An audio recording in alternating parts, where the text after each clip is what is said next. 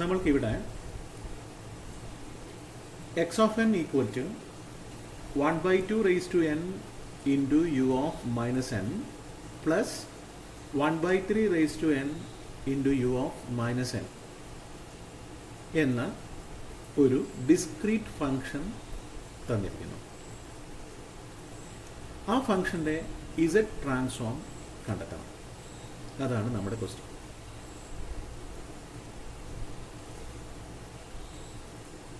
ഇവിടെ യു എന്ന് ഇൻഡിക്കേറ്റ് ചെയ്യുന്നത് unit step ഫംഗ്ഷനെയാണ്.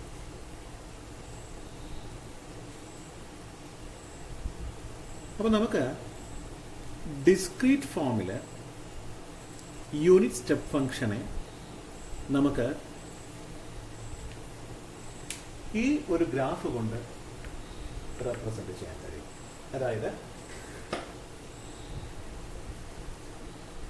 Discrete unit step ഫംഗ്ഷന്റെ definition, it is equal to 1 for n greater than or equal to 0, otherwise it is equal to 0. അതായത് 0 ഉൾപ്പെടുന്ന right സൈഡിലോട്ടുള്ള positive ഇൻഡിജേഴ്സിൽ മാത്രം ഈ ഫംഗ്ഷന് വാല്യൂ കാണും. അതായത് ഈ ഫംഗ്ഷൻ്റെ വാല്യൂ 1 ആയിരിക്കും. 0-ൽ 1, 1-ൽ 1, 2-ൽ 1 അങ്ങനെ കണ്ടിന്യൂ ചെയ്തു പോകും. എന്നാൽ യു ഓഫ് -1 എന്ന് പറഞ്ഞാൽ ഇതിൻ്റെ നേരെ ഫോൾഡഡ് ഫോമാണ്. അതായത് 0 ഉൾപ്പെടുന്ന നെഗറ്റീവ് ഇൻഡിജേഴ്സിൽ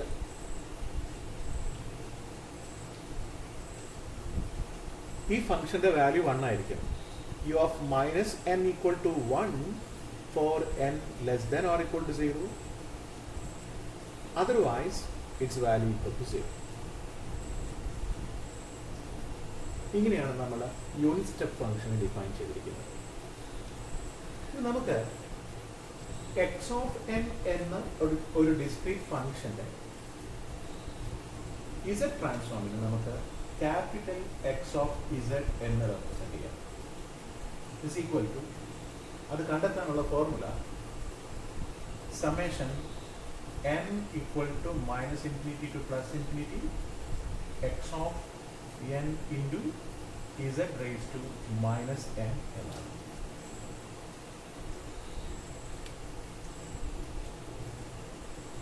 ഈ കേസിൽ, നമുക്ക് തന്നിരിക്കുന്ന കേസിൽ നമുക്ക് രണ്ട് ഫങ്ഷൻസിന്റെ സം ആയിട്ടാണ് എക്സ് ഓഫ് എൻ തന്നിരിക്കുന്നത്.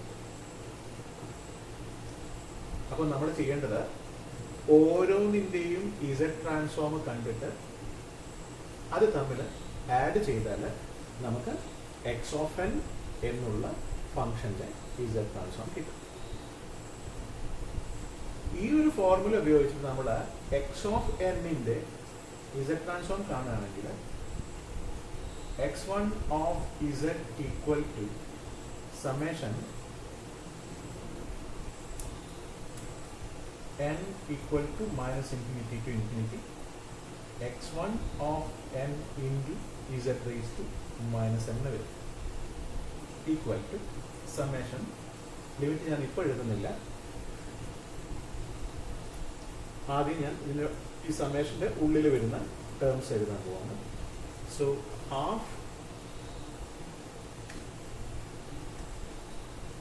Half raise to n into u of -n into z raise to -n.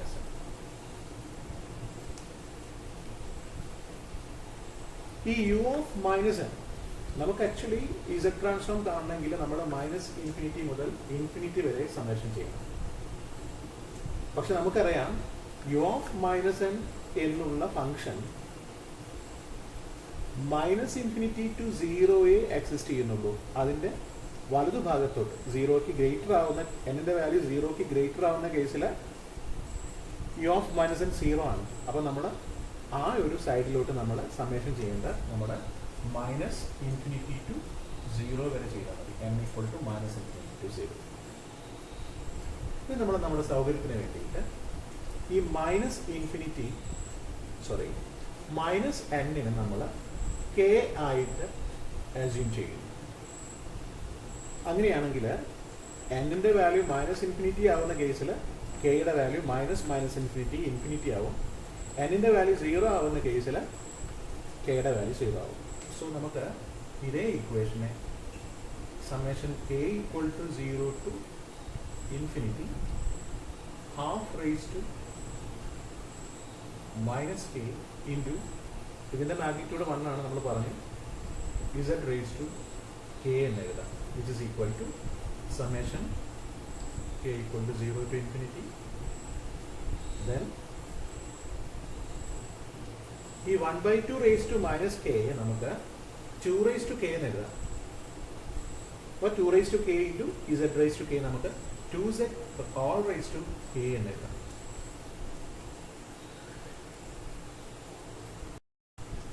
ഇനി നമ്മൾ ഈ k എന്ന വേരിയബിളിന് നമ്മൾ 0 to infinity വരെയുള്ള ഇൻറ്റിജേഴ്സ് കൊടുക്കുകയാണെങ്കിൽ നമുക്ക് കാണാം ഫസ്റ്റ് ടേം 1 ആണ്, സെക്കൻഡ് ടേം 2z ആണ്, third term 2z raised to 2 ആണ്, പ്ലസ് എക്സെട്ര ആണ് ഇത്.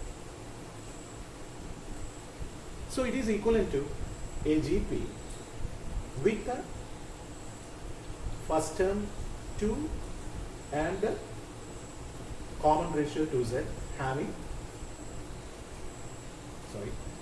infinite number of terms.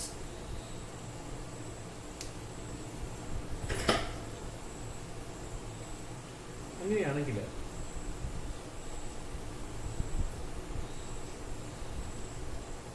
ഈ ഒരു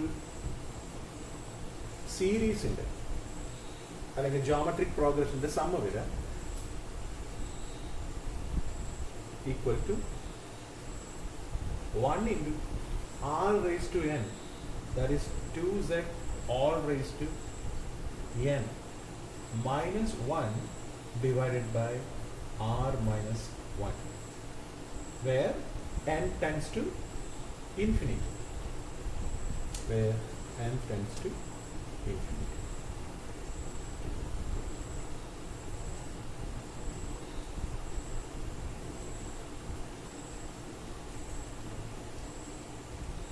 അപ്പോൾ നമുക്ക് x1 of z കിട്ടി.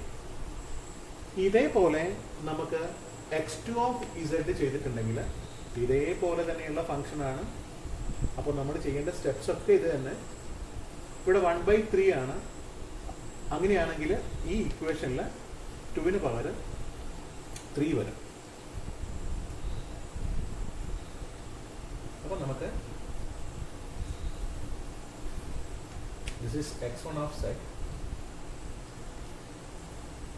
then x2 of z equal to limit n tends to infinity 3z raised to n minus 1 divided by 3z minus 1 എന്നിട്ട്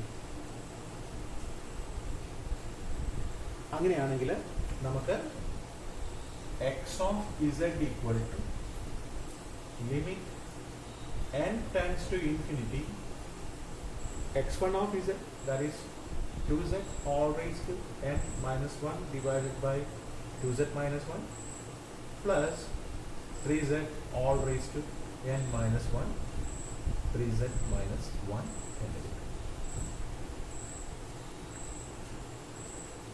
ഇനി നമുക്ക് ഈ മോഡ് 2z ലെസ് ദാൻ 1 ആവുന്ന കേസിൽ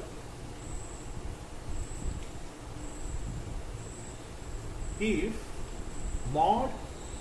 modulus of 2z is less than 1,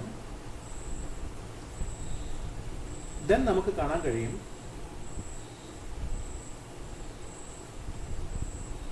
limit n tends to infinity 2z raised to n എന്നുള്ള term 0 ആയിട്ട് മാറും. അങ്ങനെയാണെങ്കിൽ ഈ റിസൾട്ട് 1/1 minus 2z എന്നായി തീരും. ഇതതുപോലെ ഈ 3z ലെസ് ദാൻ 1 ആവുന്ന കേസിലാണെങ്കിൽ ഇത് 1/1 മൈനസ് 3z ആണ് കിട്ടുക. അപ്പൊ ഇതിനെ നമുക്ക് ഈ ഒരു രൂപത്തിൽ ഈ ഫംഗ്ഷന്റെ z ട്രാൻസ്ഫോം എഴുതണമെങ്കിൽ ഈ രണ്ട് കണ്ടീഷൻസും അറ്റ് എ ടൈം സാറ്റിസ്ഫൈ ചെയ്യണം. ഈ കണ്ടീഷൻ നമ്മളൊന്ന്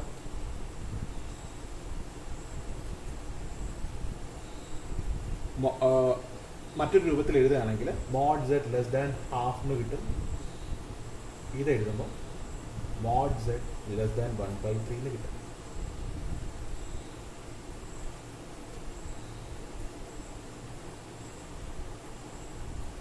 അങ്ങനെയാണെങ്കിൽ ഈ രണ്ട് കണ്ടീഷൻസും ഒരുമിച്ച് സംഭവിക്കുമ്പോൾ നമുക്ക് ഈ ഒരു റിസൾട്ട് ഈ ഒരു രൂപത്തിൽ എഴുതാൻ പറ്റും. ഇത് രണ്ടും ഒരുമിച്ച് സംഭവിക്കുക എന്ന് പറഞ്ഞിട്ടുണ്ടെങ്കിൽ if mod z less than 1/2, അതായത് 1/2 ചെറുതാണ് 1/3. അപ്പോൾ അറ്റ് എ ടൈം 1/2 ചെറുതാവണം, 1/2 അടുത്ത ഭാഗത്തേക്ക് വരണം, 1/3 അതിനേക്കാളും ചെറുതാണ്. ഡിനോമിനേറ്റർ കൂടുന്തോറും ഫ്രാക്ഷന്റെ വാല്യൂ കുറഞ്ഞു വരും. അപ്പൊ ഈ രണ്ട് കണ്ടീഷൻസും സാറ്റിസ്ഫൈ എന്ന് പറഞ്ഞാൽ 1/3 കുറവാകുക എന്നുള്ളതാണ്. അതുകൊണ്ടാണ് ഈ ഒരു കണ്ടീഷൻ നമ്മൾ എഴുതിയിരിക്കുന്നത്. ഓക്കെ.